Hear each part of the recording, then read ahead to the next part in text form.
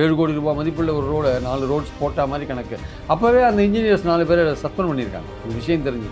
ஆனால் வேலை நடக்காத போதே 4 ரோடு வேலை நடக்காத சாலைக்கு 77% பைசா பே பண்ணிட்டாங்க, கிட்டத்தட்ட 3 கோடி 27. ஆனால் சாலை போடல.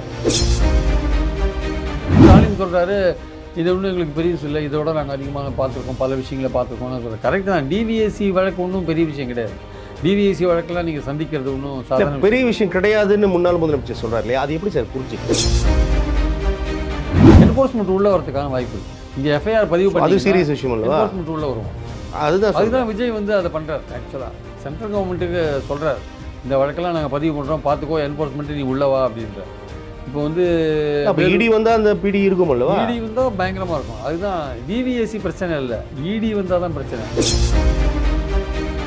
பாஜகவும் திமுகவும் நெருங்கி போச்சு, இல்லை பாஜக திமுக அடங்கி போச்சு, ஏதோ ஒன்றும் இல்லை, அவங்க சொல்ல முடியும் கேட்குறாங்கன்னு வந்ததுன்னா இங்கே ஓட் பேங்க் வந்து அவருக்கு அட்வான்டேஜாக போகும்ல. ஏற்கனவே ஒரு பகுதி மைனாரிட்டியில் ஒரு பகுதி ஓட்டு அவர் வாங்கிட்டார், இன்னொரு பகுதி ஓட்டு அவர் வாங்குறது கஷ்டமாக இருக்குது, அதை வாங்குறதுக்கான முயற்சியில் இறங்குவார்ல அவர். ஸோ இதில் ஒரு பாலிடிக்ஸ் இருக்குன்றது என்னுடைய கருத்தாங்க. நேருவாக இருக்கட்டும் அல்லது கே நேருவாக இருக்கட்டும், அதுக்கு முன்னாடி நம்ம செந்தில் பாலாஜி பார்க்கும், இதெல்லாம் வந்து இப்போ ப்ரோமோ தான், இன்னும் ரியல் பிக்சர் நிறையா இருக்குது. அப்படின் போது பெரும்பாலான அமைச்சர்கள் ரேடாரில் இருக்காங்க, ஒருத்தரா மாட்டுவாங்கன்னு சொல்கிறது புரிஞ்சுக்கலாம். துறைமுருகெல்லாம் கனிமவளத்துலலாம் அவங்க ஒரு மார்க் பண்ணி வச்சுருப்பாங்க. கூட்டணி அப்படியே உறுதியாக இருப்போம், எந்த கட்டத்திலையும் நாங்கள் பிரிய மாட்டோம்லாம் சொல்லிட்டு இவங்கெல்லாம் டக்கு டக்குன்னு போனாங்க பார்த்தீங்களா. அது தாங்க முடியாத திமுக தொண்டர்கள் வெறுப்பில் இருக்காங்க, ஒரு அதிருப்தியில், ஒரு இதில் இருக்காங்க, விரக்தியில் இருக்காங்க. அந்த விரக்தியில் போன யார் வந்தாலும் பரவாயில்ல, நம்ம தனியாகவே நிற்கலாங்கன்னா அப்படி சொல்கிறாங்களே தவிர, அது வந்து யதார்த்த நிலைமையோட ஒத்து போகல அந்த விஷயம். ஆக்சுவலாக யதார்த்த நிலைமைன்றது நீங்கள் ஒரு கூட்டணியை கட்டமைக்க வேண்டிய கட்டாயம் இருக்குது.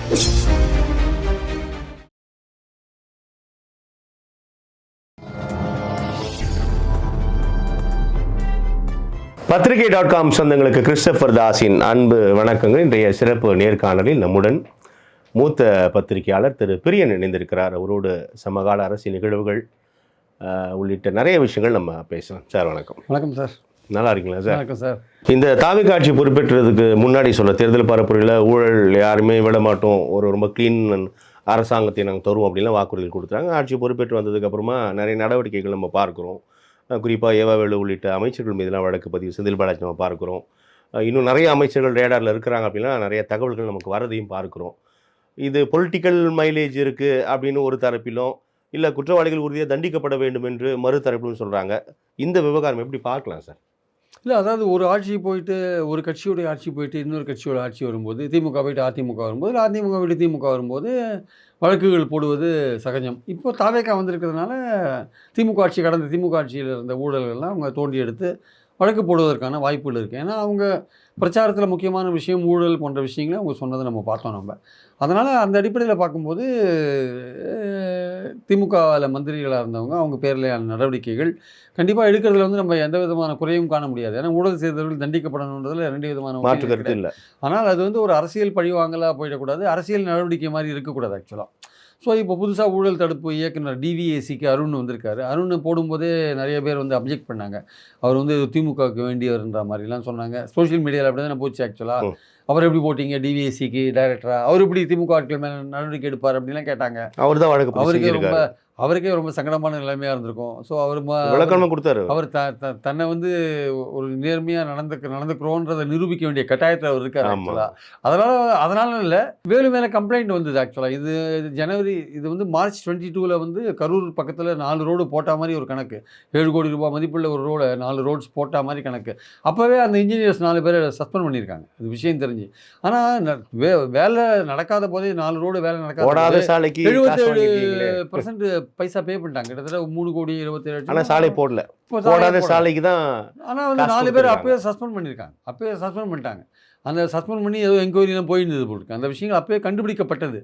அதுக்கப்புறம் அப்போவே வந்து இவங்க அறப்போர் இயக்கம் வந்து அதுக்கான இதெல்லாம் கொடுத்தாங்க ஆக்சுவலாக வந்து. அப்புறம் இப்போ வந்து அந்த கம்ப்ளைண்ட் பேரெல்லாம் இப்போ வந்து இவங்க பதிவு பண்ணியிருக்காங்க. அதை வந்து மினிஸ்ட்ரி லிங்க் பண்ணுறாங்க. வெறும் அது இன்ஜினியர்ஸோடு நிற்கலை, அது சூப்பர் இன்ஜினியரு, அசிஸ்டன்ட் இன்ஜினியரு அதோடு நிற்கலை. அந்த பணம் வந்து அமைச்சர் தான் பொறுப்பேற்கணும் இல்லையா? அமைச்சர் பொறுப்பேற்கணுன்றது ஒரு தார்மீக ரீதியில் சரி. உண்மையிலேயே அவர் அதில் சம்மந்தப்பட்டிருக்காரான்னு விசாரிக்க வேண்டியது போலீஸோட பொறுப்பு ஆக்சுவலாக. அப்படி ஒரு புகார் அறப்போர் இயக்கம் கொடுத்த உடனே இது மந்திரி அளவுக்கு போயிருக்கு அப்படின்னா அவங்க கேஸை பதிவு பண்ணி ரிஜிஸ்டர் பண்ணி விசாரிக்க வேண்டிய கட்டாயத்தள்ளுறாங்க, தள்ளப்படுறாங்க. அதனால் வந்து இது வந்து இந்த இந்த விஷயம் போயிட்டுருக்கும். இது நாட் ஒன்லி வேலு, இது வந்து இன்னும் அடுத்த திமுக மந்திரிகள் செந்தில் பாலாஜி, நேரு அப்பாயின்மெண்ட்டு அந்த இதில் உள்ளாட்சித் துறையில் அப்பாயின்மெண்ட்டு அந்த கேஸு, இன்னும் பல மந்திரிகள் திமுக மந்திரிகள் பல பேர் மேலே வழக்குகள் பதிவு பண்ணுறதுக்கான வாய்ப்புகள் இருக்குது. ஆனால் இந்த டிவிஎஸ்சி வழக்குகள் ஸ்டாலின் சொல்கிறாரு, இது ஒன்றும் எங்களுக்கு பெருசு இல்லை, இதோட நாங்கள் அதிகமாக பார்த்துருக்கோம், பல விஷயங்களை பார்த்துருக்கோம்லாம் சொல்கிறேன். கரெக்டு தான். டிவிஎஸ்சி வழக்கு ஒன்றும் பெரிய விஷயம் கிடையாது. டிவிஎஸ்சி வழக்கெல்லாம் நீங்கள் சந்திக்கிறது ஒன்றும் சாதாரண பெரிய விஷயம் கிடையாதுன்னு முன்னாள் முதலமைச்சர் சொல்றாரு இல்லையா, அது எப்படி சார் புரிஞ்சுக்கலாம்? இல்லை அவர் என்ன சொல்கிறாரு, நாங்கள் ஏன்னா அவர் சொல்லும்போது இது வெறுமனே அரசியல் காழ்ப்பா புரிந்து கொள்ளப்படும். அவர் சொல்கிறது என்னன்னா, நாங்கள் தப்பு பண்ணலை, அதனால் எங்களுக்கு பயம் இல்லை, இது ஒன்றும் பெரிய விஷயம் கிடையாது, அந்த ஆங்கிளில் சொல்கிறார். ஆனால் டிவிஎஸ்சி வழக்கு கோர்ட்டுக்கு எடுத்துகிட்டு போனால் கூட அது வந்து பெரிய விஷயம் கிடையாது, அது சமாளிக்கிறதுக்கான வாய்ப்பு இருக்குது.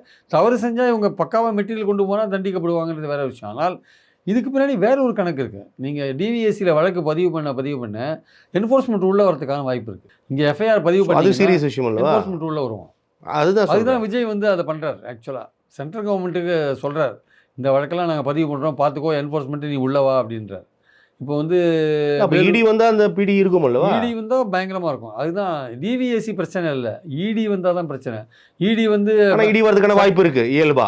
சட்டவிரோத பண பரிமாற்ற சட்டம் இருக்குல்ல, பிஎம்எல்ஏ இருக்குல்ல, அந்த பிஎம்எல்ஏ ஆக்டில் உள்ள வரதுக்கான வாய்ப்பு இருக்குது. 2 கோடி எவ்வளவு எஃப்ஐஆர் பதிவு பண்ணாலுமே 2 கோடிக்கு மேலே எவ்வளோ எஃப்ஐஆர் பதிவு பண்ணாலுமே அந்த எஃப்ஐஆர் மேலெல்லாம் இடி உள்ளே வரதுக்கான வாய்ப்புகள் நிறையா இருக்குது. நேரு விஷயத்திலே இடி என்ன பண்ணாங்க, பல லெட்டரை எழுதினாங்கல்ல, என்னென்ன ஆதாரத்தோடு எழுதினாங்க.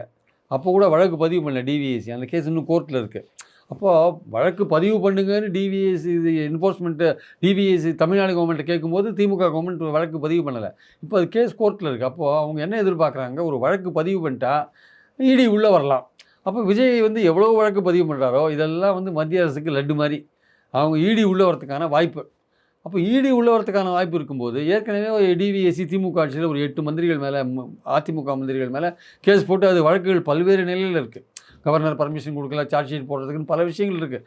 இருந்தாலும் இடி அதில் உள்ளவே வரல அந்த விஷயங்கள். ஏன்னா பாஜகவும் அதிமுகவும் ரொம்ப நெருக்கமாக இருந்தாங்க, அது கூட்டணியில் இருந்தாலும் நெருக்கமாக இருந்தாங்க. டிஎம்கே என்பதனால் இடி வந்துரும்னு சொல்கிறீங்க. டிஎம்கே அந்த ப்ரெஷரை கொண்டுறாங்க. ஓகே, அந்த ப்ரெஷரை கொண்டுறாங்க, மத்திய இடி வரா மாதிரியான ஒரு ப்ரெஷரை கொண்டுறாங்க. அப்போ மத்திய அரசுக்கு வந்து திமுகவை வந்து ப்ரெஷர் பண்ணுறதுக்கான ஒரு வாய்ப்பு இருக்குல்லங்க உள்ள.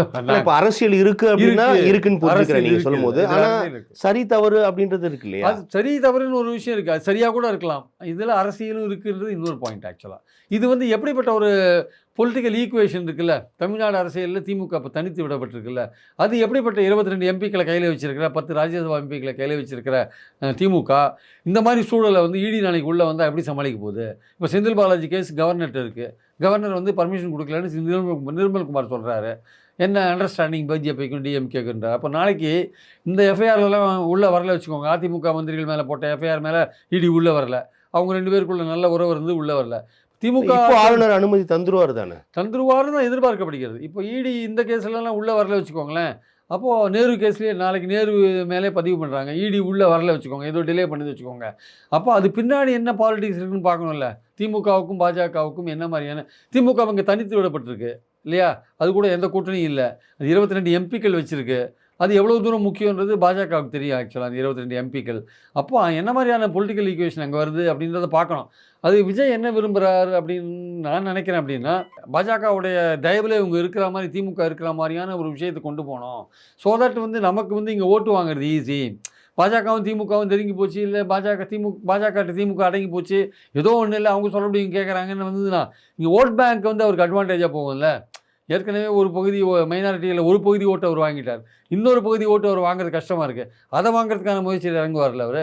ஸோ இதில் ஒரு பாலிடிக்ஸ் இருக்குன்றது என்னுடைய கருத்து. இப்போது வேலுவாக இருக்கட்டும் அல்லது கே நேருவாக இருக்கட்டும், அதுக்கு முன்னதாக நம்ம செந்தில் பாலாஜி பார்க்கும், இதெல்லாம் வந்து இப்போ ப்ரோமோ தான், இன்னும் ரியல் பிக்சர் நிறையா இருக்குது. அப்படின்னும் போது பெரும்பாலான அமைச்சர்கள் ரேடாரில் இருக்காங்க, ஒருத்தராக மாட்டுவாங்கன்னு சொல்கிறது புரிஞ்சுக்கலாம். துறைமுருகன்லாம் கனிம வளத்துலலாம் அவங்க ஒரு மார்க் பண்ணி வச்சுருப்பாங்க.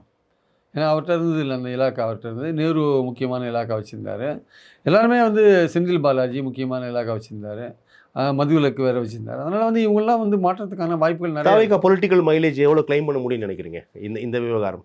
இல்லை அவங்க வந்து ஊழல் பண்ணவங்க, நாங்களும் காசை தொடமாட்டோம், தொட்டவங்களையும் விட மாட்டோம்னு விடமாட்டோம். பேசினார் அவர். அதனால் நாங்கள் சொன்னபடி வாக்குறுதி கொடுத்தபடி நாங்கள் நடவடிக்கை எடுக்கணும்னு அவங்க சொல்லுவாங்க. அந்த நடவடிக்கை பின்னாடி சரி அவங்க ஊழல் பண்ணவங்க மேலே நடவடிக்கை எடுக்கணுன்றது ஒரு நியாயமான ஒரு கருத்தாக இருந்தால் கூட, அதுக்கு பின்னாடி இன்னொரு கால்குலேஷன், பொலிட்டிக்கல் கால்குலேஷனும் இங்கே இருக்குன்றதை நம்ம மறுக்கக்கூடாது. நாளைக்கு கோர்ட்டில் தான் டிசைட் பண்ண முடியும். இந்த விவகாரம் நம்ம கடந்த 20, 25 ஆண்டுகளா தமிழக அரசியல் களத்துல பார்த்துட்டே தான் வரும். ஆனா பெரிய அளவிற்கு யாருமே பெரிய சிறையில் அடைத்து, சிறையில் வாட்டி வதைத்ததாக வரலாறுலாம் இங்க இப்போ ஒண்ணும் இல்ல. டிவிஎஸ்சியை பொறுத்த மட்டும் அந்த மாதிரிலாம் ஒரு பெரிய விஷயம் இல்லை சார். ஆனால் பிஎம்எல்ஏ ஆக்டில் என்ஃபோர்ஸ்மெண்ட் உள்ள வந்தாங்கன்னா ஒரு 6 மாதம் குறைஞ்சபட்சம் அவங்கள உள்ளே வைக்கிறதுக்கான வாய்ப்பு இருக்குது. அப்புறம் தான் ஜாமீன் கிடைக்கிறதுக்கான வாய்ப்பு இருக்குது. அதுதாங்க So, அதை நோக்கி நகரும் அதுலேயும் புரிஞ்சுக்கலாமா? நிரூபிக்கிறதுக்கு ரொம்ப லேட்டாக வச்சுக்கோங்க. பட் முதல் 6 மாதம் உங்களை உள்ளே வச்சுருவாங்கல்ல, அது ஒரு சிக்கல் இருக்குல்லங்க. அதனால தான் அந்த ஹராஸ்மெண்ட் அங்கே இருக்கிறதுனால தான் எல்லாருமே ஈடினா பயப்படுறாங்க ஆக்சுவலாக. இப்போ மற்றொரு விஷயம் பிரியன் சார், பரஸ்பரமாக சட்டமன்றத்தில் அந்த கருத்து மோதல்கள் பார்க்குறோம், விமர்சனங்கள் பார்க்குறோம். அது சரி தவறு என்பதை நம்ம நிறைய ஆதரவு எதிர்ப்பு கருத்துக்கள் தொடர்கிறது. ஆனால் ஒரு பத்திரிகையாளராக நீங்கள் எப்படி பார்க்குறீங்க? இது இது இது சரியான ஒரு போக்கா? இல்லை, அவர் வந்து அன்றைக்கி பதில் சொன்னது இருக்குல்ல, கவர்னர் உரைக்கு நன்றி தெரிவிக்கும் தீர்மானத்தில், அது வந்து அவருடைய பாணியில் அவர் சொல்கிறார் ஆக்சுவலாக. வந்து அது அவருடைய பாணின்னா இப்போது அசெம்பிளியில் வந்து அங்கே காமராஜரோ அண்ணாவோ இல்லை ஜெயலலிதாவோ எம்ஜிஆரோ இல்லை ஸ்டாலினோ இவங்கெல்லாம் வந்து ஒரு ஒரு ஒரு ஒரு இன்ஃபார்மலாக பேச மாட்டாங்க, ஃபார்மலாக பேசுவாங்க. ஒரு முறை சார்ந்த ஒரு பேச்சாக இருக்குது எல்லாமே. அது வந்து அனாவசியமாக மற்றவங்கள பழி போடுறதாவோ ஆதாரம் இல்லாமல் குற்றச்சாட்டுகளோ அதெல்லாம் எதுவுமே இருக்காது. அந்த மாதிரி விஷயங்கள் இருக்கும். அதாவது நீங்கள் பேசும்போதே ஒரு குரலில் இப்போ பழி போடுறது, ஆதாரம் இல்லாத குற்றச்சாட்டுகள் வைக்கிறாரா? இவர் வந்து விஜய் பேசும்போது ஆதாரம் இல்லாத குற்றச்சாட்டுகள்னால் பார்ட்டி ஃபண்டுன்னு சொல்லிட்டு போகிறார் அவர் பாட்டுக்கு. பார்ட்டி ஃபண்டுன்னா அவர் எந்த பார்ட்டி? அவர் 2017லேருந்து 2026 வரையும் மோசமான ஆட்சின்னு சொல்கிறார். அதை கேட்டுட்டு எடப்பாடி சிரிச்சினே உட்காந்துருக்கார். அவர் விஜய் பேசி முடிச்ச உடனே வேலுமணி போய் கை கொடுக்குறாரு. அவர் பக்கத்துலேயே செங்கோட்டையன் உட்காந்துருக்காரு. எல்லாம் 2017லேருந்து மந்திரியாக இருந்தவங்க எல்லாருமே. அவங்களுக்கு அதை பற்றி ஒரு இதே இல்லை, அதோட தாக்கமே இல்லை. அவர் பேசுகிறது என்ன பேசுகிறாரு, அதோட தாக்கம் என்ன? உங்கள் ஆட்சி, நீ இருந்த ஆட்சியை தான்ப்பா அவர் மோசமாக சொல்கிறாரு. வேலுமணி இருந்த ஆட்சியை அதை பொருட்படுத்தலன்னு புரிஞ்சுக்கலாமா? பொருட்படுத்தலன்னு புரிஞ்சுக்கலாமா? தெரியல. பொருட்படுத்தாது இருக்க முடியாது. உங்களுடைய பர்ஃபார்மன்ஸை கேள்வி பண்ணுறாரு. நாளைக்கு வந்து நீங்கள் விஜயபாஸ்கரை சேர்த்தீங்கன்னா அவர் ஊழல், அவரை நாளைக்கு நீங்கள் சேர்க்க போகிறீங்க, அவர் ஊழல் இருக்கார். நம்ம பாயிண்ட் என்னென்னா, ஒரு மோசமான ஆட்சி, நிர்வாக சீர்குலைவு எல்லாம் அந்த ஆட்சியில் ஏற்பட்டது 2017, 26 அப்படின்னா, அந்த ஆட்சியில் இருந்த செங்கோட்டையனோ அல்லது வேலுமணியோ அவங்களுக்குலாம் எந்த விதமான ஒரு இதுவும் இருக்கிற மாதிரி தெரில. எல்லாம் நம்மளை சொல்கிற ஒரு குறுகுறுப்பு, ஒரு குற்ற உணர்வு இருக்கிற மாதிரி தெரில. அதை வந்து ஒரு பெருமையாக எடுத்துக்கிறாங்க போல் இருக்குது. ரைட்டு, விஜய் நம்மளை பற்றி பேசுகிறாருன்னு நினைக்கிறாங்களோ தெரியல ஒரு வேளை. அதனால் கை கொடுத்துட்டு போகிறார் வேலுமணி, நல்லா பேசுனீங்க அப்படின்ட்டு. அதாவது இது அரசியல் கிடையாது. உண்மையிலேயே வந்து அதிமுக என்கிற கட்சியை வந்து எப்படியாவது ஒழிக்கணுன்ற அந்த ஆங்கிளில் தான் தாவேகா ஒர்க் பண்ணிகிட்டு இருக்காங்க. ஏன்னா அதை ஒழிச்சா தான் வந்து திமுக தாவேகாவுக்கான போட்டி இங்கே வந்து நிரந்தரமாக வரும்ன்ட்டு அவங்க அந்த பைபோலார் பாலிடிக்ஸை மாற்றணும்னு பார்க்குறாங்க. திமுக அதிமுக பைபோலார் பாலிடிக்ஸை திமுக தாவேகான்னு மாற்றணும். அப்போ அதிமுகவை ஒழிக்கணுன்றதான் பாயிண்ட்டு. அதில் தான் ஆளுங்கள்லாம் ஈர்த்துட்டு இருக்காங்க. அது எடப்பாடியுடைய தவறுனால இந்த விஷயங்கள்லாம் நடக்குது வச்சுக்கோங்க. ஆனால் பாயிண்ட் என்னென்னா வந்து அன்றைக்கி அவர் பேசுகிறது வந்து ஒரு மாடுலேஷன்ஸில் ஏற்றி இறக்கி பேசுகிறது, அப்புறம் வந்து குட்டி கதை சொல்கிறது, அப்புறம் ஆக்ஷன் பண்ணுறது கடைசியில். இதெல்லாம் பார்த்தீங்கன்னா அது முதல் நாள் தான் சபாநாயகர் என்ன சொல்கிறாரு, சபைக்குள்ளே யாரும் இந்த சைகையெல்லாம் காமிக்கக்கூடாதுன்றாரு. ஆனால் வந்து பார்த்தீங்கன்னா அடுத்த நாளே வந்து இவர் பர்மிஷன் கேட்டு சைகையெல்லாம் காமிக்கிறார். அதுவும் வந்து ஒரு முன்னாள் முதலமைச்சர், அவர் வந்து ஏதோ ஒரு கான்டாக்ட்ஸில் அவர் ஏதோ ஒரு செய்கை காமிச்சார், அந்த செய்கையை காமிக்கிறார். அது வந்து இந்த விவகாரம் நிறையா பரஸ்பரமான இந்த விவகாரம் தொடர்பாக நிறையா எதிர் விமர்சனங்கள் வருது, ஆதரவு கருத்துக்கள் வருது பார்க்குறோம். மத்திய அமைச்சர் நிர்மலா சீதாராமன் வந்து இது தொடர்பாக பேசும்போது சட்டசபையில் விமர்சனம் பண்ணால் வேற எங்கே பண்ணுவாங்க அப்படின்னு சொல்கிறாங்க. அவங்க சட்டசபை பார்லிமெண்ட்டில் இது மாதிரிலாம் பண்ண அலோவ் பண்ணுவாரா சபாநாயகர்? சட்டசபையில் ஒரு கட்டவரையும் தான் சார் பண்ண முடியும். நீங்கள் வந்து இது மாதிரிலாம் போய் பண்ண முடியாதுல்ல. இந்த மாதிரி ஆதாரம் இல்லாமலாம் பேச முடியாதுல்ல. பார்ட்டி ஃபண்டு அது இதெல்லாம் பேச முடியாதுல்ல. நாங்கள் மரபை விட்டுலாம் பேசல. மரபுக்கு எந்த விதத்திலும் மரபின் சட்டசபையின் மாண்பை குலைக்கலாம் இல்லை அப்படின்னு சட்டசபை தலைவர் சொல்றாரு, ஜேசிடி சொல்றாரு. இல்லை அதாவது சட்டசபை மாண்பு அப்படின்னு பார்த்தீங்கன்னா சட்டசபையில் அதுக்கு முன்னாடி பல விஷயங்கள் நடந்திருக்கு சார். நான் மாண்பை குலைக்கிற மாதிரியான விஷயங்கள், மிக மோசமான நிகழ்வுகள் அரங்கிறது நீங்களே பார்த்துருக்கீங்க. மறுக்கல, நான் அதெல்லாம் மறுக்கவே இல்லை, அதெல்லாம் நடந்திருக்கு, நான் இல்லைன்னு சொல்ல வரல. ஆனால் விஜய் புதுசாக ஆட்சிக்கு வந்திருக்காரு, இவரும் அதை பண்ணக்கூடாது, புது ட்ரெண்டை செட் பண்ணுறாரு. அவர் பேச்சு வழக்கில் ஒரு புது ட்ரெண்டை செட் பண்ணுறாரு. அது வந்து இந்த சட்டமன்ற மொழி வந்து அது இருக்கா இல்லைன்றதான் இங்கே முக்கியமான விஷயம். அந்த லெஜிஸ்லேச்சர் லாங்குவேஜ்னு ஒன்று இருக்குது. அந்த லெஜிஸ்லேச்சர் லாங்குவேஜ் இருக்குல்ல, அது அதில் இல்லைன்றதான் பாயிண்ட். அதில் ஆக்சுவலாக அது வந்து ஏதோ ஒரு விக்ரவாண்டியில் மேடையில் பேசுகிற மாதிரியோ இல்லை மதுரையில் மேடையில் திருச்சியில் மேடையில் பேசுகிற மாதிரியோ இருந்தால் அது எப்படின்னு தெரியல. அது அவருடைய பாணின்னு சொல்லிட்டு சில பேர் என்ன சொல்கிறாங்க, அவருடைய பாணி. அது புதுசாக ஒரு ட்ரெண்டு செட் பண்ணுறாரு அப்படின்னு சொல்கிறாங்க. இந்த ட்ரெண்டு செட் பண்ணால் வந்து இதை வந்து ஒரு கன்வென்ஷனலாக இருக்கிறவங்க, ஒரு மரபு சார்ந்து சட்டமன்றத்தை பார்க்குறவங்களுக்கு அது அவ்வளோ சீக்கிரம் அதை வந்து ஏற்றுக்கிறதுக்கான வாய்ப்புகள் இல்லை.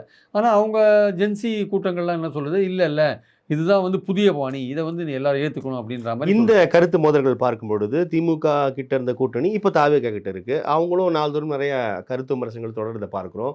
உச்சமாக ஆர் ராசா சொன்னதை பார்த்தோம். அதுக்கு திமுக தலைவர் கூட தனித்து களம் நம்ம காண போறோன்ற மாதிரியான சில கருத்துக்கள் போகுது இல்லையா? எப்படி புரிஞ்சுக்கலாம் தெரியுமா? திரும்பவே என்ன சொல்லிட்டாரு, அந்த சைகையெல்லாம் காமிச்சு தப்புன்னு தானே சொல்கிறாரு. அந்த இல்ல அதை யாருமே ஏத்துக்கல. பெரியவரை காணும் அதெல்லாம் வந்து ஆமா ஆமா அதெல்லாம் வீரபாண்டியன் சண்முகம் சரியில்லை, யாருமே எல்லாருமே ஏத்துக்கல. சரியில்லைன்னு சொல்கிறாங்க. ஸோ இந்த சூழலுக்கு அப்புறம் தான் வந்து திருவாரூர் மேரேஜில் ஆமா அது ஸ்டாலின் அரங்கேறி அவர்கள் இருக்கு. சொல்கிறார், என்னை வந்து நீங்கள் கோப்பில் தேடுங்க, நான் மக்கள் மனசில் இருக்கேன்னு சொல்லிட்டு அப்போ தான் ராஜா சொல்கிறாரு, திமுக இனிமேல் தனித்தே போட்டியிடணும், அதை கன்சிடர் பண்ணணும் தலைவர் அப்படின்றார். இப்போ இருக்கிற சூழலில் எல்லாருமே கூட்டணிகள்லாம் கைவிட்டு போனதுனால அவங்க ஒரு விரக்தியில் பேசுகிற மாதிரி இருக்குது. ஏன்னா இன்றைக்கி இருக்கிற சூழலில் திமுக கூட்டணி முழுக்க தாவேகா பக்கம் போயாச்சு. ஆக்சுவலாக வந்து இனிமேல் அவங்க திரும்பி உள்ளாட்சி எலெக்ஷன் வரையும் வரா மாதிரி தெரியல. அதுக்கப்புறம் என்ன நடக்கும்னு சொல்ல முடியாது வச்சுக்கோங்க. உள்ளாட்சி எலெக்ஷன்ஸ் வரையும் வராமல் தெரியல. இப்போ உள்ளாட்சி எலெக்ஷனில் இவங்க தனியாக போனாங்கன்னா திமுக எதிர்பார்த்த அளவு வெற்றி பெற முடியுமான்றது ஒரு கேள்விக்குறி. ஆக்சுவலாக வெற்றி பெற முடியாது. சான்ஸ் இருக்குது. கூட்டணி பலம்ன்றது மிக கூட்டணி முக்கியமா பலம்ன்றது சொல்றீங்க. ரொம்ப ரொம்ப முக்கியம். அது ஓகே. வந்து ஆமாம், அது ரொம்ப ரொம்ப முக்கியம். அதனால் ஒரு கூட்டணி அமைக்க வேண்டிய இயற்கையா இப்ப ஆனா கூட்டணி இவங்களுக்கான இயற்கையா வாய்ப்பே கூட்டணி வாய்ப்பு இல்லையே. இவங்களுக்கான வாய்ப்பே இல்லை. இப்போ இவங்க கூட தேமுதிக தான் இருக்குது. தேமுதிக நாளைக்கு எங்கே போவோம்னு சொல்ல முடியாது. அவங்க திமுகவோடய இருப்பாங்கன்னா உறுதியாலாம் சொல்ல முடியாது. இவங்க பாமகவோட போகிறதுக்கான வாய்ப்புகள் இருக்கான்னா பாமக பாஜக விட்டு வருவான்றது தெரியல. அவங்களுக்கு பாஜகவோட இருக்கிறது அவங்களுக்கு பல விதத்தில் அட்வான்டேஜாக இருக்குது. சென்ட்ரல் கவர்மெண்ட்டோட அவங்களுக்கு பல விதத்தில் அட்வான்டேஜ் இருக்குது. அதில் பாமக இருக்காங்க வச்சுக்கோங்க. அதனால் இவங்க திமுக கூட்டணி கட்டமைக்க ஒருவேளை திமுக தனித்து களம் கண்டு அது திமுகவுக்கு மீண்டும் பலவீனத்தை தான் உண்டு பண்ணும். இல்லை அது அந்த அதை உணராமல் அந்த இருக்காரா அந்த தலைமை? தொண்டர்கள் அதை வேணால் ராசா உணராமல் அவங்களுக்கு இருக்காரா? என்னன்னா இப்போ வந்து இந்த ஒரு 3 எலெக்ஷனை வெற்றி பெற்றுட்டு இந்த கூட்டணி கொள்கை கூட்டணி அப்படியே உறுதியாக இருப்போம், எந்த கட்டத்திலையும் நாங்கள் பிரிய மாட்டோம்லாம் சொல்லிட்டு இவங்கெல்லாம் டக்கு டக்கு டக்குன்னு போனாங்க பார்த்தீங்களா? அது தாங்க முடியாத இந்த திமுக தொண்டர்கள் வெறுப்பில் இருக்காங்க, ஒரு அதிருப்தியில், ஒரு இதில் இருக்காங்க, விரக்தியில் இருக்காங்க. அந்த விரக்தியில் போட யார் வந்தாலும் பரவாயில்ல நம்ம தனியாகவே நிற்கலாம்னா அப்படி சொல்கிறாங்களே தவிர அது வந்து யதார்த்த நிலைமையோட ஒத்து போகல அந்த விஷயம். ஆக்சுவலாக யதார்த்த நிலைமைன்றது நீங்கள் ஒரு கூட்டணியை கட்டமைக்க வேண்டிய கட்டாயம் இருக்குது. அது யாரோட கட்டமைப்பீங்கன்னா மீண்டும் நாளைக்கே திமுக ஒரு கூட்டணி கட்டமைக்கிறதுக்கான வாய்ப்பு இருக்கா? நாளைக்கே வந்து அரசியல் நிலைமைகள் எப்படி வேணால் மாறும். நாளைக்கே வந்து இந்த விஜய் கவர்மெண்ட்டோட தொடர்ந்து சிபிஎம் சிபி இருப்பாங்களா, இல்லை விடுதலை சிறுத்தைகள் இருப்பாங்களா, இதெல்லாம் வந்து அரசியலில் வந்து நீங்கள் எதையுமே சொல்ல முடியாது. இப்போ விஜய் வந்து தனக்கான ஒரு மெஜாரிட்டியை செட் பண்ணிட்டார் வச்சுக்கோங்களேன். அசம்பிளியில் ஒரு காங்கிரஸ் ப்ளஸ் தனக்கான ஒரு மெஜாரிட்டியை செட் பண்ணிட்டார் அப்படின்னா ஒரு 118 சிபிஐ சிபிஎம் எதிர்பார்க்காதே செட் பண்ணிட்டாரு. பல இடைத்தேர்தல்கள் வரப்போகுது. ஆமாம், அப்போ செட் பண்ணிட்டாரு வச்சுக்கோங்க. அப்புறம் வந்து அவர் எப்படி நடந்துப்பார், இப்போது சிபிஎம் சிபிஐ சொல்கிறதெல்லாம் அவர் கேட்பாரா சொல்ல முடியாது. சரி, இப்போ எல்லாருமே வந்து விஜய் விமர்சிக்கிற லெவலில் இருக்காங்க. அதை வந்து விஜய் எவ்வளோ தூரம் எடுத்துப்பார் சொல்ல முடியாது. நாளைக்கு அவருடைய கவர்மெண்ட்டுடைய ஃபங்க்ஷன்ஸை விமர்சிப்பாங்க. சில விஷயம் இப்போ தூய்மை பணியாளர் விஷயமே விமர்சிக்கிறார்கள், விமர்சிக்க ஆரம்பிச்சிட்டாங்க. விஷயமே வச்சுக்கோங்களேன். என்ன சொன்னீங்க அந்த தாலிக்கு தங்கம் தாய்மாமன் திட்டத்தை வந்து திரும்ப வேணானே மறுபரிசீலனை செய்ய சொல்றாரு. ஆமாங்க, திரும்ப சொல்கிறாருல்ல, முதல்ல மருத்துவ கட்டமைப்பை சரி பண்ணுங்க, பிரசவ வார்டெல்லாம் கட்டுங்கன்னு சொல்கிறாரு. அது பாருங்க, மோதிரம் பண்ணுற வேலையை வந்து மருந்து வாங்குறவங்ககிட்ட கொடுக்குறாங்க. மருந்து வாங்குறாங்கல்ல, நிறுவனம் இருக்குல்ல, அரசு நிறுவனம், அவங்ககிட்ட போய் மோதிரத்தை வாங்கி போடுங்கன்னாங்க. அவனுக்கும் அது சம்மந்தமே இல்லை. அதுவே என்னடா அது, மருந்து வாங்குற நிறுவனத்திட்ட போயிட்டு மோதிரத்தை பண்ண சொல்கிறாங்களேன்னு இருக்கு. ஸோ இப்படியான அடுத்தகள் வர ஆரம்பிச்சிருச்சு. அதை எதிர்கொள்றதுக்கு வேற ஸ்ட்ராட்டஜி எடுக்கும் தாவேகா வாய்ப்பு இருக்குன்னு சொல்றீங்க. தாவேகா வந்து இந்த அது இப்போ அதோட செல்வாக்கு வந்து இடைத்தேர்தலையும் இருக்கும் சார். ஆக்சுவலாக அது இடைத்தேர்தலில் அதுக்கு இடைத்தேர்தலையும் அதோட செல்வாக்கு இருக்கும். உள்ளாட்சி அவ்வளோ தேர்தல் சீக்கிரம் அதான் உள்ளாட்சி தேர்தலையும் இருக்கும், இடைத்தேர்தலையும் இருக்கும். ஆனால் அதோட செல்வாக்கு எப்போ கடந்த தேர்தல் மாதிரி இருக்காதுன்னா அதோட செயல்பாடுகளை பொறுத்து தான் அமையும். ஆக்சுவலாக கடந்த தேர்தலில் விஜயை பார்க்காம, கேண்டிடேட்டை பார்க்காம ஓட்டு போட்ட விஷயங்கள் இனிமேல் நடக்காது. இனிமேல் நீங்கள் செயல்பட்டு நீங்கள் ஏதாவது சாதனை பண்ணால் தான் உங்களுக்கு ஓட்டு அப்படின்ற முறை. ஏன்னா ஒரு சேஞ்சுக்காக ஓட்டு போட்டவங்க நிறைய பேர் இருப்பாங்கல்ல, என்னப்பா திமுக அதிமுக, ஆனால் அதே நிலை தொடராது. அதே நிலை இப்போ பெர்ஃபார்மன்ஸை பார்ப்பாங்க. இப்போ பெர்ஃபார்மன்ஸை பார்ப்பாங்க. அந்த பெர்ஃபார்மன்ஸை பண்ணும்போது தான் ஓட்டு போடுவாங்க. அதனால் வெயிட் பண்ணிப்பாங்க. அந்த பெர்ஃபார்மன்ஸ் தெரியறதுக்கு, அதை பற்றின விஷயங்கள் தெரியறதுக்கு ஒரு வருஷமாக தான் ஆகும் குறைஞ்சது. அதுக்குள்ளே வர எலெக்ஷன்ஸ்லாம் அவர் வின் பண்ணுறதுக்கான வாய்ப்புகள் இருக்குது நிறையா. ஏன்னா திமுகவோ அதிமுகவோ அந்த இடத்துல இன்னும் பெரிய ஒரு இம்பேக்டை வந்து உண்டு பண்ணுறதுக்கான வாய்ப்பு இல்லை. இவரோட செல்வாக்கு இன்னும் கண்டினியூ ஆகிறதுக்கான வாய்ப்பு இருக்குது. ஒரு 1 இயர் கழித்து இந்த கவர்மெண்ட்டுடைய பெர்ஃபார்மன்ஸ் எப்படி இருக்குன்னு பார்த்து அதுக்கப்புறம் தான் மக்கள் முடிவு பண்ணுவாங்க. ஆக்சுவலாக ஒரு டைம் கொடுக்கணும்னு நினச்சிப்பாங்க. ஆக்சுவலாக அதனால் இப்போ இருக்கிற நிலைமையில வந்து கூட்டணி கட்டமைக்கிறதுன்றது வந்து அரசியலில் வந்து என்ன நிலைமை எப்போ மாறும்னு சொல்ல முடியாது. இன்னைக்கு டேட்டில் என்ன கேட்டிங்கன்னா, திமுக தனித்து போகிறது நல்லதில்ல. அது ஒரு கூட்டணியை கட்டமைக்க வேண்டிய அவசியம் இருக்குது. அப்போ தேர்தல் நெருங்கும் பொழுது என்ன மாதிரி சுச்சுவேஷன் இருக்கோ அதுக்கேற்றபடி கூட்டணி கட்டமைக்கணும். எந்தெந்த கட்சிகள் அவைலபிளாக இருக்காங்க. அந்த மாதிரி சின்ன அணிகளாக இருந்தால் கூட, சின்ன கட்சியாக இருந்தால் கூட, உள்ளாட்சி தேர்தலில் ஈவன் சின்ன கட்சியாக இருந்தால் கூட ஒரு பகுதியில் செல்வாக்காக இருப்பாங்க அவங்க. உதாரணமாக நீங்கள் வந்து இப்போ கிருஷ்ணசாமி வச்சுக்கோங்களேன். அவர் சில ஏரியாவில் செல்வாக்காக இருப்பார். இன்னும் வேறு ஒரு சின்ன கட்சின்னா இன்னொரு இடத்துல செல்வாக்காக இருப்பாங்க. அந்த மாதிரி நீங்கள் சின்ன சின்ன கட்சிகளோட அமைச்சா கூட ஒரு உள்ளாட்சி தேர்தலில் வரத்துக்கான வாய்ப்புகள் இருக்குது. அதனால் எந்த ஒரு திமுக, அதிமுக எந்த கட்சியுமே வந்து தாவேக்காவுக்கு கூட்டணி இருக்குது. எல்லாமே கூட்டணி இல்லாமல் போனால் கஷ்டம். இவங்க வந்து திமுக இப்போ சொல்கிறது என்னென்னா, இந்த கூட்டணி கட்சிகள் நடந்துற விதத்தை பார்த்து ஒரு விரக்தியில் பேசுகிறாங்க ஆக்சுவலாக. ஸோ அப்படிதான் நம்ம அப்படி தான் புரிஞ்சுக்கணும். நான் புரிஞ்சுக்கிறேன். நாளை என்ன என்பது நாளைக்கு தான் தெரியும். ஆமாம். நல்லது சார். உங்களோட வரைக்கும் கருத்து பகிர்க்கு மிக்க நன்றி. தேங்க்யூ.